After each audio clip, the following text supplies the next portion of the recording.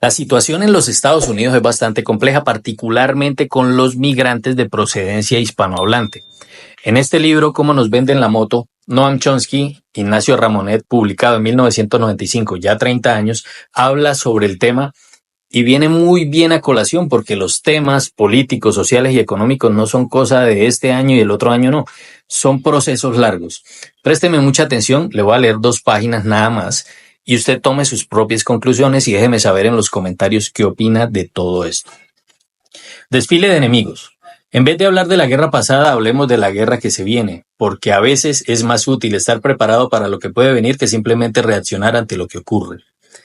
En la actualidad se está produciendo en los Estados Unidos, y no es el primer país en que esto sucede, un proceso muy característico en el ámbito interno. Hay problemas económicos y sociales crecientes que pueden devenir en catástrofes y no parece haber nadie entre los que detenten el poder que tenga intención alguna de prestarle atención.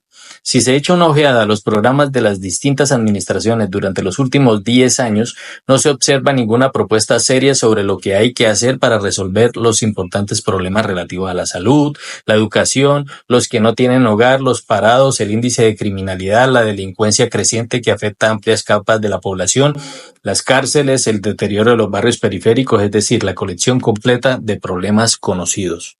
Todos conocemos la situación y sabemos que está empeorando. Solo en los 2 años que George Bush padre estuvo en el poder hubo 3 millones de niños que cruzaron el umbral de la pobreza. La deuda externa creció progresivamente, los estándares educativos experimentaron un declive, los salarios reales retrocedieron al nivel de finales de los años 50 para la gran mayoría de la población, y nadie hizo absolutamente nada para remediarlo. En estas circunstancias hay que desviar la atención del rebaño desconcertado, ya que si empezara a darse cuenta de lo que ocurre, podría no gustarle. Porque es quien recibe directamente las consecuencias de lo anterior. Ojo con eso y por eso recalco. ¿Acaso entretenerle simplemente con la final de la Copa o los culebrones no sea suficiente y hay que avivar en él el miedo a los enemigos? En los años 30, Hitler difundió entre los alemanes el miedo a los judíos y a los gitanos. Había que machacarles como forma de autodefensa.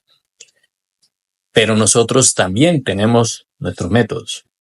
Se refiere a los gringos. A lo largo de la última década, cada año, o a lo sumo, cada 2 años, se fabrica algún monstruo de primera línea del que hay que defenderse. Antes, los que estaban más a mano eran los rusos, de modo que había que estar siempre a punto de protegerse de ellos. Pero por desgracia, han perdido atractivo como enemigo y cada vez resulta más difícil utilizarles como tal, de modo que hay que hacer que aparezcan otros de nueva estampa. Aquí paro un momento y les cuento. Revisen las películas de la década de los 80 y los 90 como eran. Las películas de Jean-Claude Van Damme, las películas de Rambo, Terminator, todo tenía que ver con ese enemigo en común que los rusos eran malvados, el actor que hacía el ruso era el malo, el que quería acabar, y siempre llegaba alguien como el Capitán América, llegaba el gringo a salvarnos. ¿Recuerda eso? Pues bueno, eso ha ido cambiando, por eso es que ya no hay películas de esas. Sigamos. De hecho, la gente fue bastante injusta al criticar a George Bush por haber sido incapaz de expresar con claridad hacia dónde estábamos siendo impulsados, ya que hasta mediados de los años 80, cuando andábamos despistados, se nos ponía constantemente el mismo disco, que vienen los rusos. Pero al perderlos como encarnación del lobo feroz, hubo que fabricar otros, al igual que hizo el aparato de relaciones públicas reaganiano, o sea, de Ronald Reagan, en su momento. Y así, precisamente con Bush, se empezó a utilizar a los terroristas internacionales, a los narcotraficantes, a los lobos caudillos árabes o a Saddam Hussein, que era amigo de ellos. El nuevo Hitler que iba a conquistar al mundo. ¿Recuerda usted, si es un poquito mayor de 25 o 30 años, cómo era la cosa? Y trayendo a colación en este momento, ¿qué está haciendo este señor Donald Trump? Pues está vendiendo la idea del peligro de los narcotraficantes, son terroristas. O sea, el mal está acá, allá no. Pero bueno, listo, vamos entendiendo. Han tenido que hacerles aparecer a uno tras otro. asustando a la población, aterrorizándola de forma que ha acabado muerta de miedo y apoyando cualquier iniciativa del poder. Así se han podido alcanzar extraordinarias victorias sobre Granada, Panamá o algún otro ejército del tercer mundo al que se puede pulverizar antes siquiera de tomarse la molestia de mirar cuántos son. Esto da un gran alivio, ya que nos hemos salvado en el último momento. Entonces, aquí aparece también Venezuela, el peligro, Venezuela, Maduro, el loco ese, no demoran en salir con que tiene armas nucleares, y como tienen a Colombia acá, como tienen al uribismo, pues bueno, ahí tienen el enclave para andarse metiendo de a poquito. Y el tema del narcotráfico y todo eso, que la lucha contra el narcotráfico está perdida desde siempre, pero pues ellos están haciendo billete, ¿sí? Tenemos así pues uno de los métodos con el cual se puede evitar que el rebaño desconcertado preste atención a lo que está sucediendo a su alrededor y permanezca distraído y controlado. Recordemos que la operación terrorista internacional más importante llevada a cabo hasta la fecha ha sido la operación Mongoose, a cargo de la administración Kennedy, a partir de la cual este tipo de actividades prosiguieron contra Cuba. O sea, desde esa época se construyó en el imaginario colectivo que Cuba era el enclave del mal y toda esa vaina. ¿Ve? Y ve, ay, mire, ¿por qué Cuba está mal? Más de un agüevado sigue repitiendo.